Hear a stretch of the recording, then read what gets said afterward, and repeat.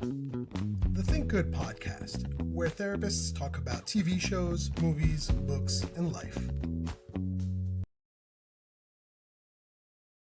Hey, I don't think I've ever introduced myself that way, but welcome back to the Think Good Podcast. I'm Ankur Varma, LCPC, and I'm here with my friend and colleague, Dr. Tayeba Shaikh. Hello, we're back. This is our first And episode, right?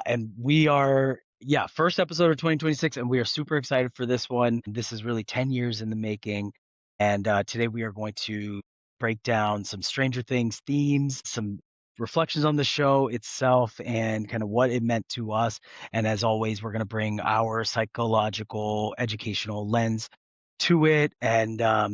And yeah, we're really excited for this one because, Stranger Things has been in our hearts for a decade now. Can you believe that? Yeah, it's wild. So I think this is a personal favorite episode of ours, and we haven't even done it yet. I think the show, just because you're right, I mean, 10 years, it's been with us through so many different parts of our life. And so I think just kind of getting into it, talking about the show itself, talking about the characters, the storyline, everything, I'm super excited about this episode, and I would love to jump in and get started. Yeah, and I think, what originally ropes everybody in and roped us in was the nostalgia, right?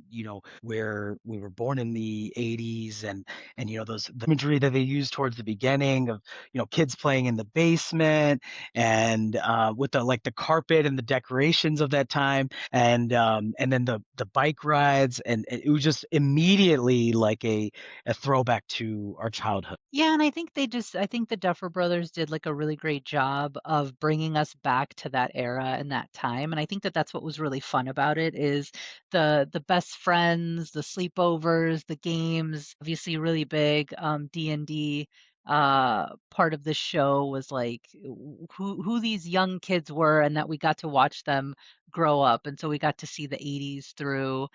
And I just absolutely adored this show. I know there's a lot of people who were kind of up in arms about the finale, and we'll get into that, or the series finale, I should say. But I'm really excited to talk about all of the psychological undertones of Stranger Things because I think that's something that really stands out to me. Um, TV show is what is the story we're trying to tell, and then what is the undertone, what are the themes? And I just thought they really seamlessly added a lot of mental health undertone here. Yeah, absolutely. And I think nostalgia too is the nostalgia for me too was like no cell phones, no, I got a newborn at home, so no nana cams, no parents doing their own thing, kids doing their own thing, which again, the themes of mental health around parenting now has changed so much since then. So there's a million things we're gonna talk about, or we could talk about. We might have a second episode. We might have to have a third episode. Who knows? Depending on how much we are able to get into today. But I definitely think we hit on that. Those psychological themes that resonate throughout every season, and that they come back to in different ways. And that's one of the things that was what I loved about this show. Tell me, you mentioned watching the kids grow up. We watched the kids in the show grow up. We also watched them grow up outside as adults, got married, became really famous. And so it's so interesting just to see, how that happened and how they, they're like, I'm looking at 11 and I'm like, I know who Millie Bobby Brown is married to as like Bon Jovi's son, which is in and of itself a crazy thing. So many nostalgic pieces here. Yeah, and I think it's cool because this last press junket that they did was obviously the last one. And so a lot of their press was showing the kids' first interviews and then their like last season interviews. So like main characters being ranging between 10, 11, and 12 years old when they started Hmm. the series in 2016, and now like being in their 20s, like early to mid 20s. So just a huge amount of life. I mean, even as mental health professionals, we're thinking about developmentally, like these prime years, like their brains are developing, prefrontal cortex, like their decision making, and to be on the show and have it just blow up. I think a lot of what the cast, crew, everyone talked about is like not knowing if this show was going to really, one, even get made, but two, be as big as it was. And then how did these really young actors take in the fame take in the attention. And I also think that so there's this like other part of Stranger Things where we could actually talk about the actors. For today, I would just love to talk about the mental health piece here of things that you had kind of just mentioned, but the nostalgia around the series itself, and then trauma, grief. What else did we talk about? We talked about trauma, we talked about grief, we talked about depression, anxiety, shame, Hmm. so Yeah. many things that kind of came up. And I thought maybe we could get started and talk a little bit about how each character, we can't get into every single character. I know this should be a longer episode, but maybe I was interested for you, like, was there a specific storyline or character that really resonated with you, even like throughout any season? Talk about that. I think one of the frustrations that I've heard with the show or how it wrapped up or whatever is like questioning some of the decision making by the characters in the show. And I want to point out, having worked a lot with teenagers in the past and in therapy, this is the whole perspective of parenting a teenager is like, you're like, what the hell are you thinking? Right. And you're taking risks and you're figuring things out for yourself. And that was a huge plot line, throughout, is seeing how they develop. And okay, Lucas goes to play basketball, which is kind of the antithesis of being the nerd and the geek and all of that stuff. So I think that was one thing that not one specific character's development, but just watching how this group of childhood friends, which I think we can really relate to, is the friends that you have in elementary school who you think, oh, we're going to be forever best friends, and we have bracelets or like vows that we make to each other, and then like you don't even talk to that person maybe for a couple years, or you drift Man, apart, what kind of or you don't deep understand. friendships were you into? Well, none of my elementary school friends are still my friends. So, that's the thing. And I think that is what stuck with me is really watching how they develop and they try to figure out who they are. I think Will's story and identity, and I think identity is a huge theme here, right? It's kind of figuring out who we are, and the Stranger Things, like the plot itself is such a good metaphor and parallel for that process, right? Them trying to figure out, like, from the first season, what is the upside down? What is this like negativity and loss of innocence that's happening? We start with these kids playing a game, and then now all of a sudden we're into some serious stuff.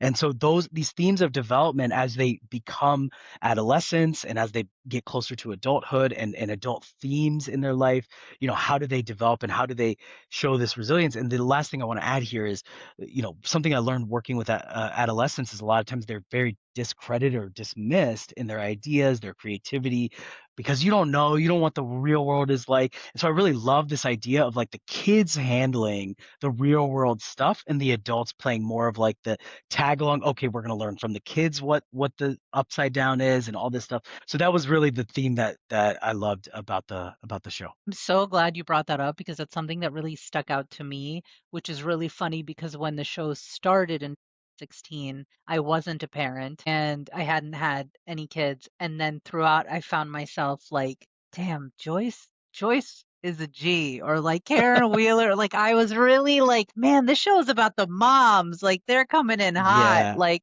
but it's actually I was thinking a lot about the evolution of us as we watched it and who we are and what we resonated with. And so I totally agree with you, though. This being a very like child-led journey in the show was so unique. And the fact that they were like connecting it to D&D and really kind of carving the path. I love that they would like go to their teacher. His name is lost on me. Who was the teacher? Well, I had it, and I also don't. I'm not This, remembering. I know. We're sorry, Mister We're Something. so sorry. But yeah, like AV Club, we know you, we love you. But even also the Duffer Brothers talking about, they had actually put their childhood teacher in the show and talked about how, so their childhood teacher was actually in the last season the one who was, my goodness, I wish I could remember this. When Mike's sister, why am I, it's all I was talking about, and now I've lost everyone's name. But anyways, she was the teacher in season 5 for the younger kids. And the Duffer Brothers had talked about in an interview how this show would not be made without the teachers that influenced us like in our life and right or in our lives and believed in us. And so I think this was really like a labor of love. Like, I think regardless of how you feel about the show or the seasons or the writing or the alignment and how perfect it went, I thought this was a true like love story about childhood and triumph and nostalgia and connection and deep roots and community. And just like, if we really talk about Hawkins, I think that's what I loved so much about the show is that if you were connecting to like Joyce and Hopper and like the quote adults, or if you were connecting to like the teenagers like Steve and Nancy and Jonathan, or these younger kids, everyone had this like beautiful community in Hawkins. And I think that that was kind of my favorite part of the last episode where Dustin gives his graduation speech and he says, essentially, this like catastrophic thing that happened brought us all together. And these are friendships that may not have been formed otherwise. And so that's really where you're talking about these stereotypes of like who are the jocks and who are the quote freaks and who are like the cool kids. And yet, this trauma, this like upside down Vecna, all of this horror and terror that came to Hawkins brought these kids and these adults together, and everybody had to believe in each other. Everybody had to believe in something bigger than themselves and had to like ground themselves and be tethered to something. And I just thought it was so beautifully depicted that ultimately, not to sound like super cliche, but that like friendships and relationships and this relational piece is the thing that succeeds and that pulls you out. And so I absolutely loved the messaging of the show, like as a whole, like the series. And so I think that that was kind of really huge for me, that like emotional safety that it provided, that the characters had within each other. Yeah. Yeah. Very meta experience, right? Like for us, emotional safety, right? Like what an escape. Bullock and I rewatched the first few seasons, leading up to the November releases. And it was just a great, like, I felt warm right away. I was like, these are like my friends, or it's just such like the scenes that were like them biking through the streets and all of that just take me directly back to my childhood, and it's and safety, and again for them, when those four are together, that is their safety, right? They have this like unconditional trust and love for each other that then plays out, right? Like at the end when Will is struggling with his own identity, he feels safe enough now not to just talk to his four friends, but the friends they've created throughout this story. And I think that was really a beautiful human thing, and I think that's the thing, right? I think if you look at this from a human lens, what a great story. And I think there are a lot of people focused on the technicalities and the science, sci-fi writing piece of things and all of that. And look, I'm going to just say, if there's ever sci-fi, there are always going to be holes. And so just enjoy the nostalgia because it's fun, it's safe. And we also need a little bit of levity right now. And I think this show really provided that for us as viewers. And I think there were a lot of nods to people who are watching, like very specifically in the storyline. So, I really, really, really like that about the show. Agree. And I think like to your point around the disappointment or whatever felt anticlimactic, I think part of it is like this culture of like analyzing and over analyzing and all the eyes and social media in general, trying to break things down, trying to debunk things, trying to catch a problem or an error. And I actually think it's kind of like ruined TV for me a bit. Like I don't, if I like loved a series 10 years ago, I don't need you to go rewatch it through the lens of like Instagram and then post every flaw of like, it's like we already have to deal with Game of Thrones. Like, can we just like have a second to like recover from that trauma? Like, let's just watch our shows and enjoy them. And I think with Stranger Things specifically, similar to you guys, Keenan and I did a complete rewatch leading up to the series finale. So it was actually really interesting because we were still rewatching as some of this last season was coming out. Mm, And I loved it. Like I almost remember like not loving season 4 or not loving 3. And then as I rewatched it all together, I was like really happy same. and like content with everyone. And I was like, oh, okay, like this is just kind of the trajectory of like how shows go. And you have seasons that you love more, writing that feels stronger, character stories that you connect with more. So I I didn't watch it with a critical eye. Like, I will say that. I watched it from a place of like love, nostalgia, like, and I was thinking a lot about my own journey, like, which is really interesting of like, oh man, I watched this like 10 years ago. I was living in Cincinnati, or I just got married, or like some of it was like, who was I and where was I at the time that I was watching season one, which I thought was really interesting because I had some really cool conversations with friends who had been watching it. And they were like, we were kind of laughing and they were like, oh yeah, I was watching that with like, I'm not even dating that person anymore, or I married someone else, or like all these things that like have happened in a decade in our own lives. And this was a real comfort show that like we could come back to. So I kind of feel like it's been with us. And so I'm a bit protective of it. Like I definitely feel like when the internet's coming hard, I defend the Duffers Look, to the end. it's how hard is it to build a world from scratch and then, and then have to present it to millions and billions of people and then have them be like, you forgot about this one thing that you wrote 7 years ago, and I don't like that. Like, let's just appreciate the art and the creativity behind this and literally what it made us feel, right? And that is what art is about. Art is not about being perfect. Art is not about having all rounded edges and coloring within the lines. It's about how it makes us feel, what it makes us experience. And I think Stranger Things was really brilliant at that. And I think sometimes that's one of the things that this is probably a whole rant episode. We'll just have a boomer episode where we complain about TV nowadays and how the And internet people age getting has off our affected it. lawn and Right. just all of Please. the things. Right. Yeah, exactly.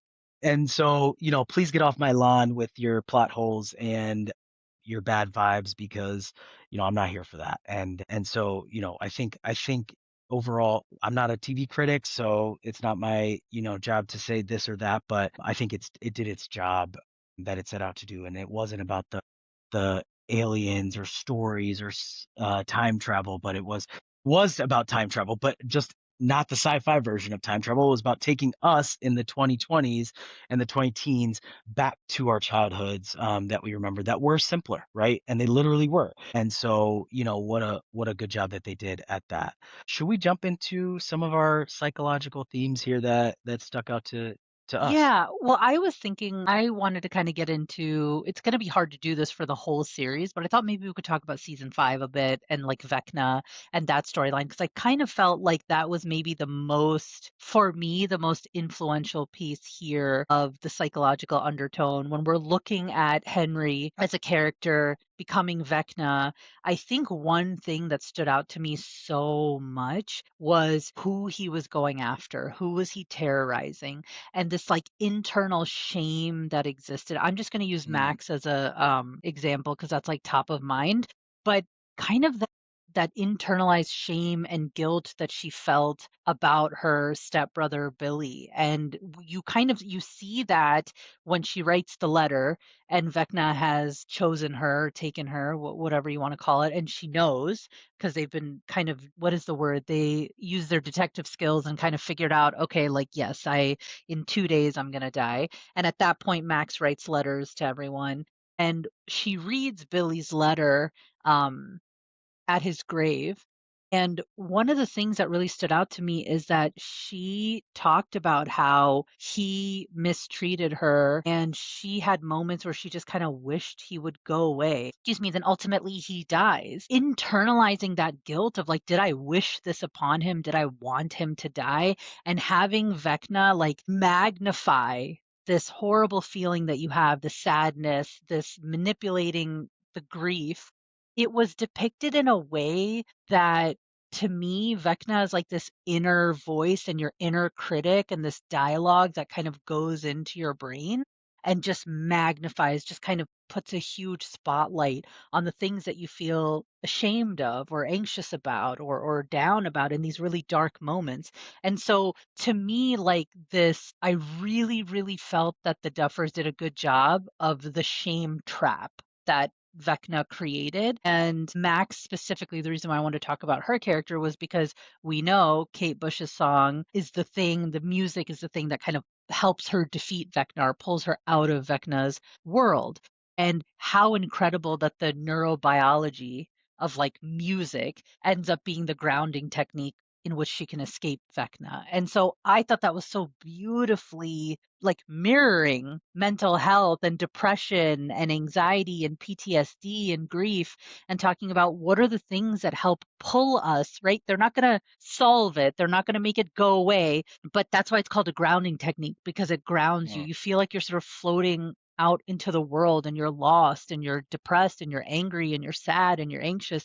And yet in your mind, like chemically allows you to go to a different place. And so I really loved that storyline. I felt like it was just written. I felt like it was written for therapists, to be honest. Like I thought it was so, so good. Yeah, I feel like we could do a whole breakdown of just Max and Billy, because I thought that was it's not always that a show can introduce two main characters in the middle of the show and have them really come into it.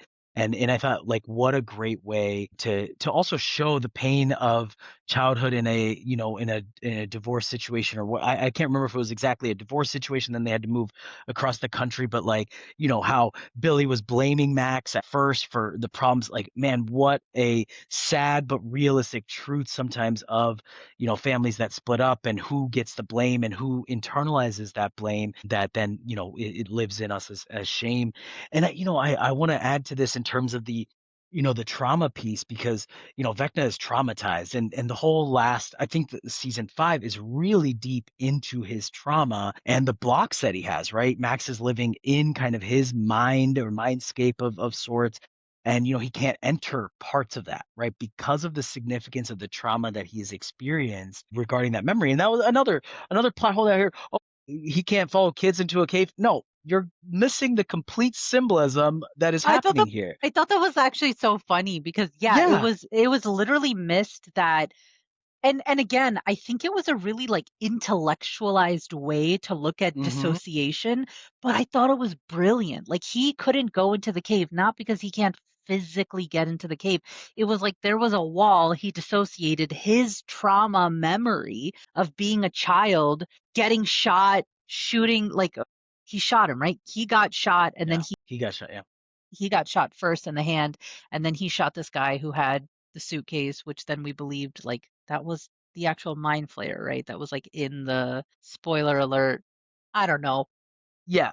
Something. Yes, ish. Right. And it's that he couldn't reach that memory. And we talk about this a lot in trauma, the dissociation that happens. It's too great for us to go back. You hear a lot about these memory gaps throughout trauma where you just don't remember parts of your life, these grades or years that attended. When there is abuse, when there is trauma, when you have these significant life events that happen, you can't access it, right? There's a block. And so I thought that that was really, it was such a brilliant way to show it physically. Like there's a physical cave that he can't step into. I loved how they did it. Yeah, and it actually takes me back to Inside Out and how I felt when I was watching Inside Out, and I'm like, wow, they're really nailing this, right? And what a creative way. And even I'll add to that. Initially, Holly is like looking at this map of where to get to the cave, and it like takes her through the woods and through some other place. So it's like the cave itself is a great metaphor for those kind of black boxes or black spaces in our brain that sometimes our trauma goes. It's a self-protective mechanism, right? Like if we're constantly accessing the worst of our memories, then how do we function in the world moving forward, right? And so, but it's not even that it's just in a cave. It's like through the woods and over the hills and around grandma's house, right? Like, it takes a while to get there, right? And I love that as a parallel too for how we have to unpack trauma. We don't go straight to tell me hey, nice to meet you, tell me your worst memory of all time, right? That would be a hell of a way to start therapy, and maybe we could try it, but I wouldn't recommend it. Icebreaker. And so like I think that is such an important, like the house represents safety, right? It represents something familiar, safe, comfortable, right? That's where he brings these kids under the guise of them like, being able to play and whatever else, like, and I like that I actually started re-listening to Wrinkle in Time because of Mr. What's It and the Wrinkle in Time references. I'm like halfway through, but I really love that because Wrinkle in Time itself is, at the beginning of the audiobook, the author is talking about how it was a controversial book at that time in the 70s or early 80s when it came out, because it was like too mature for children, but still a kid's book and all this stuff. And I love that, like, they had this parallel to that, plus like Alice in Wonderland going down the, wormhole here. So for us as therapists, what I was thinking about is like, man, they really nailed this idea of like safety, and then the children being the ones that he brings into this house, because children are not, you know, traumatized or able to perpetrate that trauma Their towards him. innocence, right? Right. Yes, great. I forgot that word. And so, I love all of how they represented that. And then for him to then towards the end have to like really, if he is going to move forward with his plan, he's been swallowed up by his trauma, right? He has not been going to therapy, clearly. There's no therapy in the Upside Down because Vecna is like so far gone into it. And there is like a moment right in the finale or towards the end where it's like, is he gonna break the spell of his trauma or not? Right? He's like confronting that moment in the cave, and you think maybe he's gonna turn back, and he's not able to, right? But at the same time, if we look at Will and his trauma story, it's quite a different character arc. I think that's what I really liked about it is kind of this raw place for Vecna, which is like we talk about it in the sense of like, oh, he's too far gone. But I think the reality is we talk about this with generational trauma. So much has happened that this like responsibility and weight to be the one that breaks it.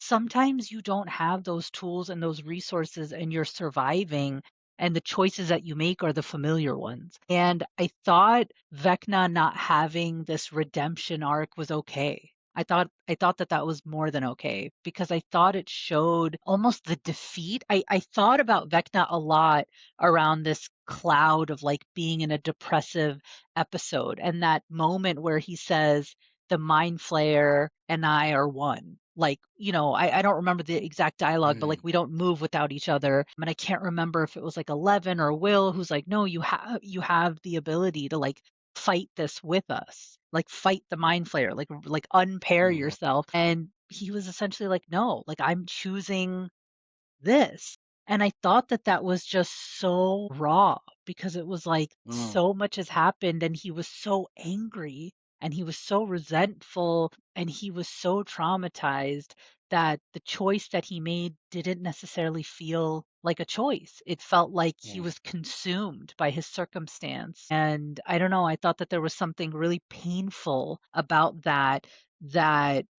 wasn't just a happy ending and this cliche kind of redemption. And then on the other end, talking about Will, who really we talked about this a lot, feeling like a victim of the upside down and then becoming the sorcerer, right? Like how did he overcome his trauma, these flashbacks, the PTSD, and how did he become empowered Mm. by what was going on? He had so much love. He had a mother who found her way to communicating with him through lights in season one when everyone thought she belonged in a psychiatric ward and no one believed her. And yet here she was like fighting for him. Like that's how much love he had. He had an entire town looking for him, his best friends, his best friend's parents, his family, the chief of police. And so I think this idea of like who was in Will's corner, what resources did he have, what community, excuse me, did he have, and that privilege of that Mm. love and what that afforded him, and that Henry didn't have that. Right. And so if we're talking about this, we're also talking about this idea of we're not all set up in the same way in the world Mm. to face our circumstances and our challenges in the same way. And I thought that was really beautifully done too, because it really made you pause and think. I didn't look at Henry as like a bad human or a bad person that just decided to be evil, but who was there that really like fought for him and advocated for him and believed in him, and yet you have Will on this other end of the spectrum. Look, you pointed out some really great things that I'm making like fresh connections here, but every time Will fell down, quite literally, his friends or his mom or his brother were there to kind of pick him up. And the whole, a whole like big part of trauma recovery is, what are you surrounded by? What resources do you have access to? What people do you have access to? and how do you respond in the near term and long term to that experience or those experiences that have created some, some sort of trauma inside of you. And I think too, like, look, the adults in this are not great. I mean, Winona, Except just a for Paul great. Reiser. That's one plot hole I will say is like, why didn't we bring Who's him Paul back? Reiser? Stop talking. You're getting Which edited one? out of this entire. Paul Reiser was so you remember how Dr. Brenner was horrible? Paul Reiser was the one who took over. I don't know what his name was in Mad About You? Mad About You, Yeah, yeah, yeah. obviously. I just really could have used some of his energy in season 5, but I Right. guess he's died. He was like supposed to embody the bad people, but he was actually like caring and wanted to know about the science and all of that. And it's interesting, they made a connection of Vecna to that he was classmates with Joyce and, oh my God, what's the police officer's name? Hopper, right?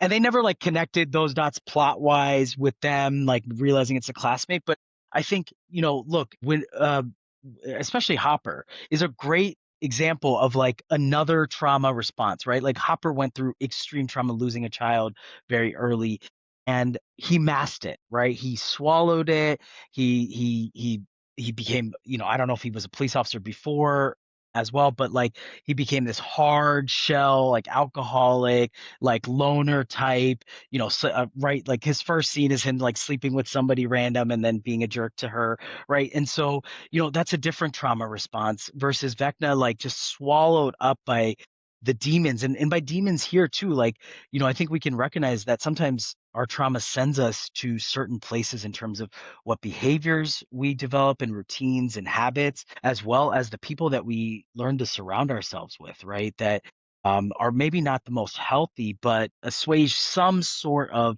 that feeling that we feel when that trauma comes back up. And so I thought that was a good way to kind of compare the adults. Not a lot of adults in this, and then you've got like the deadbeat dads, and then you've got the Wheeler's mom who has her own little story arc from like typical like 80s mom, Stacy's mom kind of vibes to Karen. then being like a Karen Wheeler. Karen Wheeler, right? And then to being a badass, right? And so I really love too how they kind of compare these kids who all kind of grew up together in the same town, but look at what Vecna had to go through because of his own significant trauma. And then Hopper is a later on in his life trauma that he still actively deals with throughout the show, right? And we see that very really and very directly. But with Vecna, it's so much more symbolic and deeper because he's experienced childhood trauma and significant childhood trauma. And so, I like how they show the different types of trauma within this story. Yeah, I love that you brought that up because the lifespan here of like how developmentally it impacts a child and formulates your brain, your schemas, the thinking, the messaging, the wiring, all of that.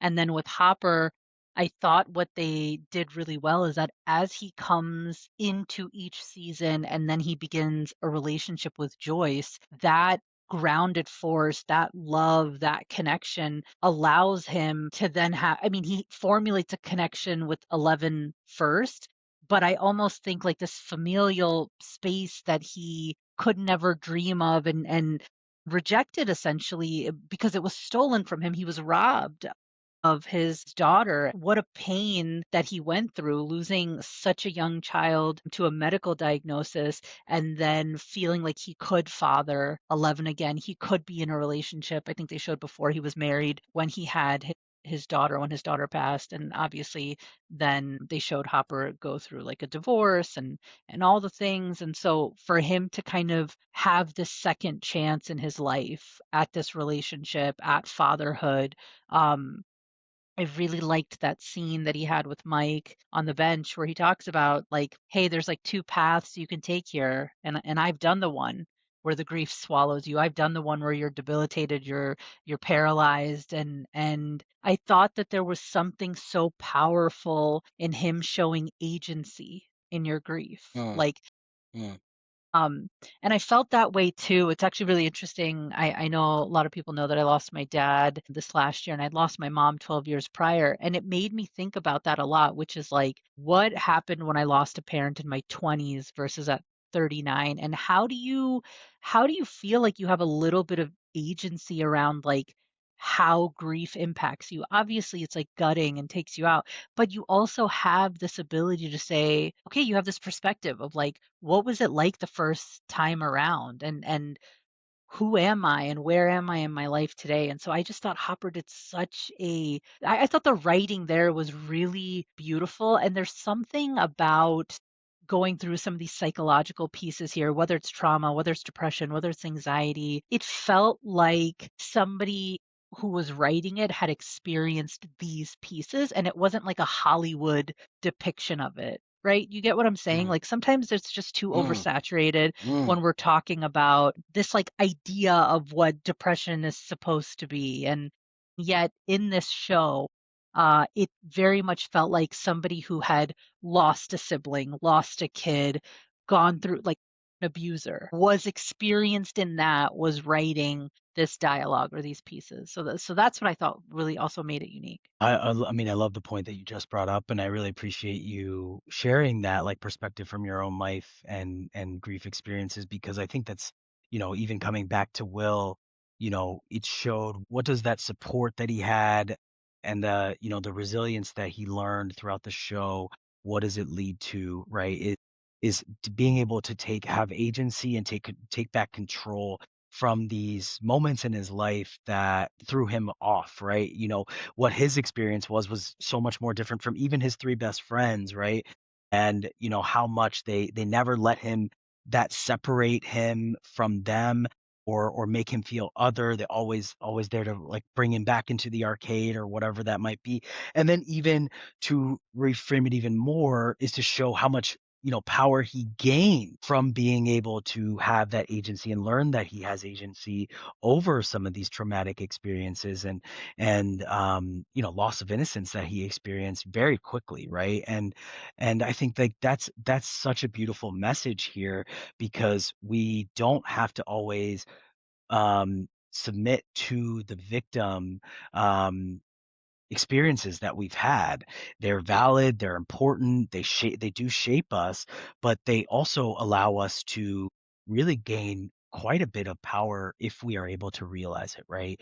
And look, you have to have those circumstances, you have to have the people around you to be able to do that. But I really love that arc for Will that he was able to even take back control and then control the trauma itself, right? The Demogorgon scene, I can't remember. I think the last time I jumped out of my seat watching something was like John Wick in the theaters like 10, 12 years ago. And I jumped out of my seat when he like that scene where he like comes, his eyes are white, Will the wizard or Will the sorcerer or whatever. And what a beautiful friendship with Mike, right? Like that Mike was the one that was like, dude, it's in you, right? It's in you. You are the sorcerer. And I just love that. And I know there are people on the internet rooting for their love story or whatever, but that is best friendship, right? And what a beautiful story that was. But I really love the resilience piece here that they show in Will's arc. I think it's really cool that you brought that up because I think what's funny is Will and Mike's relationship I thought was so intentionally and beautifully like crafted, and it made me think about the early episodes where when he comes back to school and they call him zombie boy and like the kids just don't let him be in school, like he's being bullied, and his friends, right, like Lucas and Dustin and Mike, don't let him get bullied. They pull him out, they keep him with him. And Mike specifically, you can tell that there's a different relationship here, right? When there's a group of four, sometimes there's like sub relationships, if not Mhm. sometimes, always. And so you know that Mike and Will are like the BFF status, right? Like even more than just the four of them.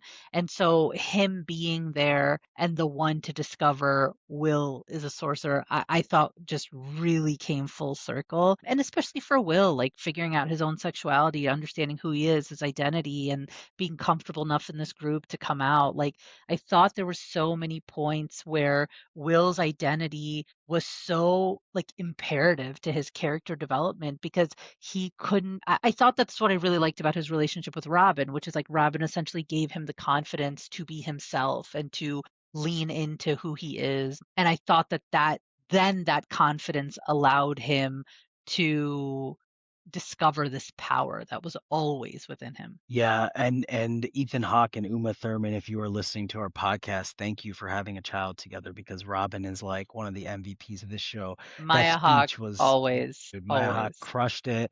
And that's it brings me back to the fun stuff here, right? Like, those interactions and the odd friendships that develop here and her own kind of coming out and how she navigates that and then utilizes that to empower Will, right? To be himself. And really, she is the root of empowerment for this group, right? Like she is constantly motivating, she's breaking the tension, she's telling the story. And so yeah, definitely one of my MVPs of this. What like I was after I found out that it's Ethan Hawke and Uma Thurman's son, I'm like, or daughter, I'm like, wow, this is of course, but that was the such a cool character to again that they introduced later and who seamlessly kind of came into the group. And this group of four boys playing in the basement becomes this group of like adults, teenagers, young adults, and kids, and who are really learning and growing together from all of these shared experiences, shared traumas, as well as their own individual ones. Last thing I want to come back to was kind of the middle ground that I was just connecting is Billy, right? Like Billy is the middle ground of this, right? Like where, look, we are all redeemable. We're not talking about is a person redeemable or not, but can you overcome is a separate conversation, right? And we have Vecna who, man, he comes really close towards the end, but he just doesn't have enough time, and he has been overwhelmed by the pain and the trauma of his life. But Billy is like there, and you can from the get go we know who Billy is, right? He's that cocky, he's masking all of his internal pain, his shame, right? He's taking it out on his sister, right? We have all known Billy. We have known a Billy in our lives.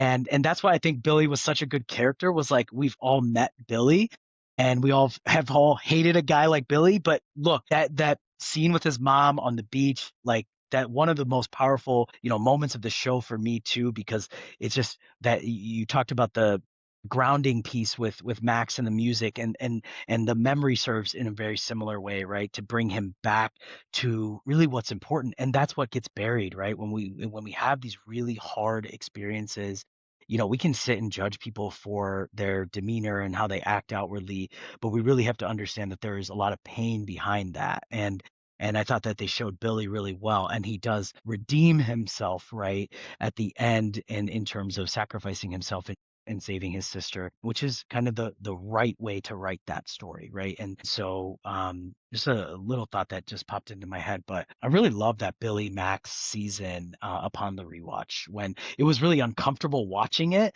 because it was real pain of like a divorced family and moving across the country and all that stuff. But man, was that good television. Well, and I love that you talked about like that memory for him, the safety that he felt with his mom, like it humanized him, it normalized him. It was like he was once a little boy who had this attachment and this love, and he was uprooted. And you watch how his dad treats him so poorly. You watch then how that echoes into him treating Max poorly, and then, all these kind of chains of events that occur in the abuse cycle, and just this like really soft moment that he has with his mom. That whole season, the mall season, and like, yeah, I Mm, agree, Billy and Max, there was something really powerful about mm, their relationship because as step siblings, they were essentially like forced to be together, and yet there was this terrorizing that was going on, and then ultimately this like sacrifice and love and care at the end yeah. for Billy. And so, man, that was really a good character. Yeah, and I think we do have to start to head towards the end of this one because we could keep talking and we've been talking for a while, but I want to throw a couple things at you. And I know we wanted to talk about 11, and this thought that just popped into my head was like, is 11 the therapist? Like she's going into people's like minds and she's trying to find them or find something. She's the one who's trying to elicit this really positive memory for Billy. And in that time she like comes across like a demogorgon or one of these things, and she's like, oh my god, what is this that's living in here, right? And I wonder what that actually, now thinking about this differently a little bit in terms of who is 11. That's so if interesting we because the put a access that theme she to it. yeah. Well, because she has access to Right. your mind, and so, like, is she the subconscious? Is she your ego? Is she we could get real psychological about it, but I Yeah. think it's really cool that she is able to connect with people and, like, hear their thoughts, and there's something about that which is very, very vulnerable, right? Because she's there and she's, like, connecting to your very personal thoughts, and so a therapist is one theory. That's one idea. But Look, and yeah. she's really silent at the beginning. She's just listening and observing, and then she like gets into it. And I had a session this week where it's a newer client, and I'm like, I have a million thoughts about this thing that he's sharing with me, but I don't really know you yet. So let me just listen and let me just pay attention without judgment and all that stuff. So I don't know whether it's a working theory. You let us know in the comments or DMs or however you'd like. I want to throw kind of a surprise question at you. Is your 30-second belief about how this show ended? What is your belief about what happened? You mean like the fate of 11 or all of it, or what do you Any of it, all of it, anything? or any of it? Yeah. So I think the way, man, 30 seconds. I think for me, the biggest take home from this series is the power of hope. Like there is just hope. There's hope that Eleven's still there. There's hope that Hawkins will be okay. There's hope that Nancy and Jonathan and Robin will, Steve, they'll all reconnect once a month. There's hope that these relationships, the trauma that they've been through, they will carry into these next phases and journeys of their lives. And there's hope that this horrible, horrible thing that happened to them doesn't define them and that they're bigger Mm. than that and that they have each other.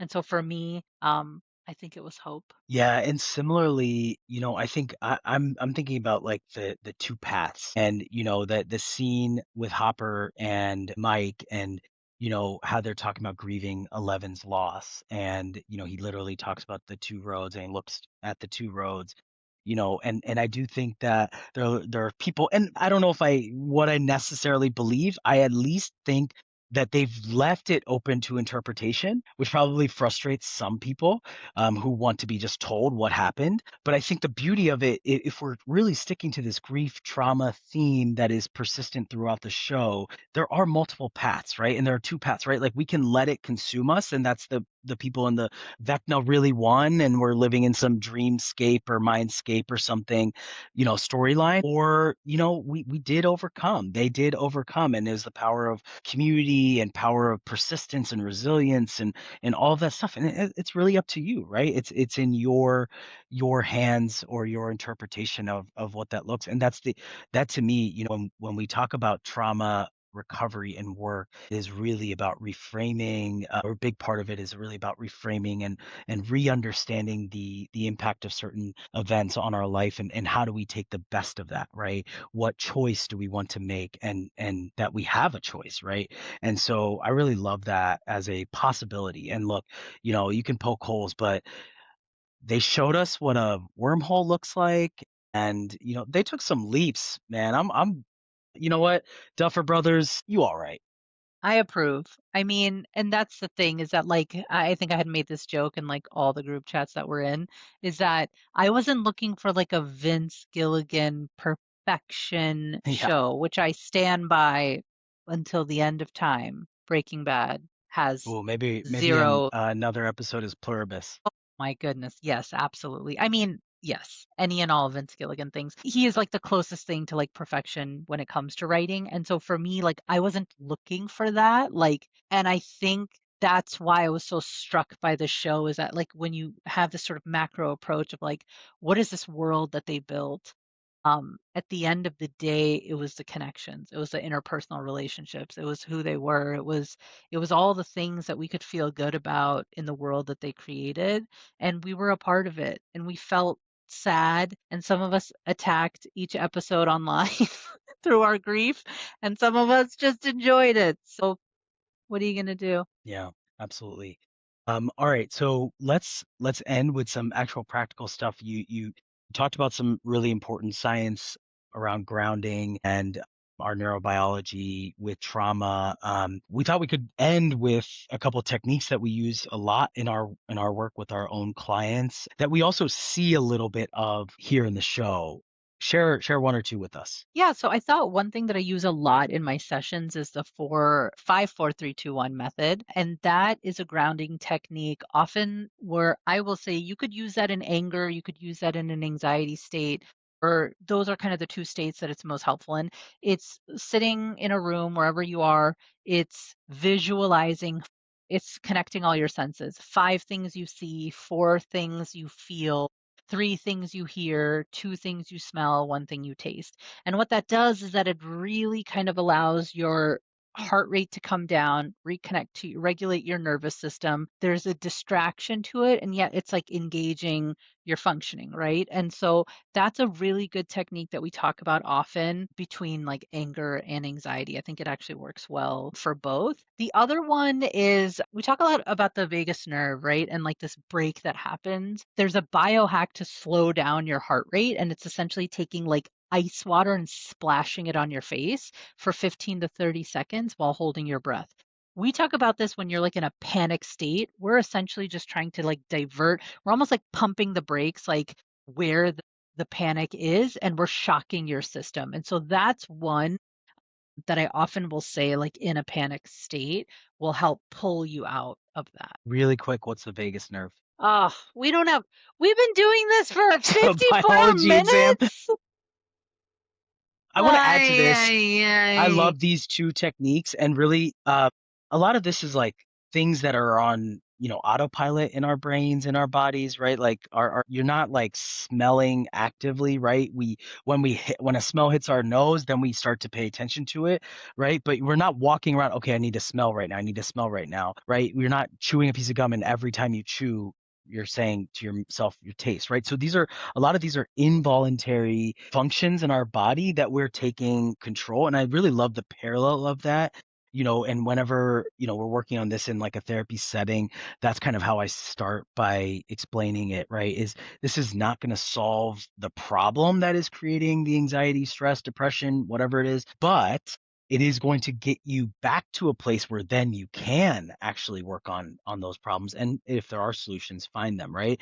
And that's really when we're seeing Max and that little vision in the upside down, that's being created back in the real world, right? That's what we're just trying to get her back from that dark space that she's in, so that then that doesn't mean that Vecna's dead or anything like that. It just means that she's back in a place where she can do something about it, right? And so, I think that's an important framing here. So breathing and our sensory stimuli, those are really good, simple, but important ways to take back control. And so one technique that I'll add here is a box breath. And this is a really common one, right? And so if you close your eyes, you just visualize a box, or sometimes I'll say visualize like a dry erase board or chalkboard or something, and you're gonna just as you breathe in, you're going to draw a line across the top of the box, or you're going to follow a dot across the top of a square, and then you're going to hold as it goes down the side, and then you're going to come back across the bottom as you breathe out through your mouth,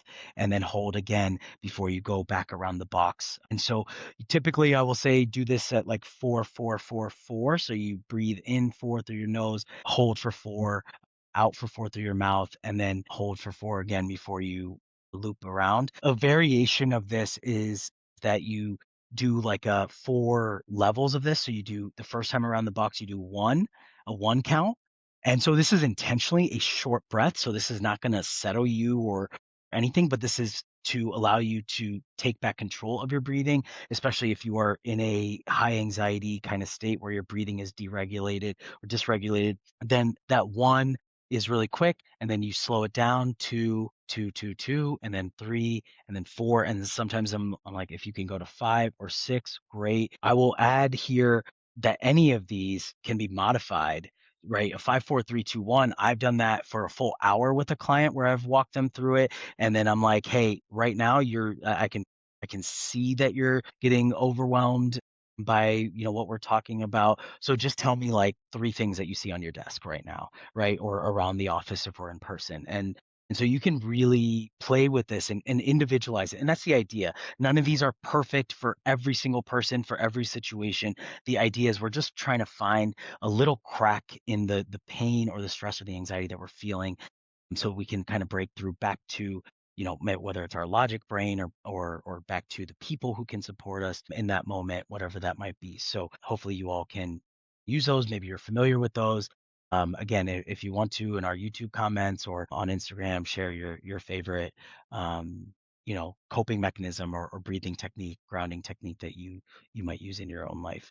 We'd also love to hear from you. What do you think about Stranger Things? What do you think about the themes that we shared, and what did Stranger Things mean to you? Yeah, I love that. And just, I think overall, talking about these grounding techniques, just to go back, I won't give you a science lesson, but they're all connected to your vagus nerve. They're all connected to your nervous system and your parasympathetic nervous system. But I think as you kind of go through the box breathing and as you go through all of this, we really want to promote this idea, what can you find within yourself to slow you down, right? Mm, What do you have access to? You have access to your breath, you have access to your senses. And that's really important. I say this to everyone in session. 3 o'clock in the morning, you're overwhelmed. You might not be able to reach for your phone, call that friend, go for a walk. We really need to find these grounding exercises that are within you, that are accessible to you in the middle of the night. absolutely. Well, I really enjoyed talking about this. I hope we maybe come back to Stranger Things in some way, but what a great show to really lose ourselves into. I know it's like every 2 years or 3 years, these seasons were coming out towards the end. So it went over 10 years, but a lot of fun to dive into that world. And yeah, maybe we'll come back to it sometime soon.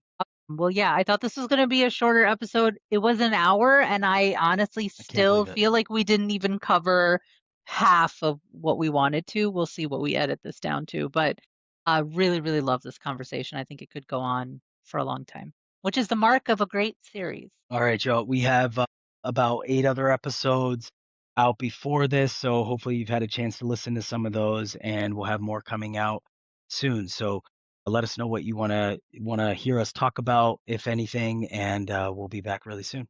Peace. Bye.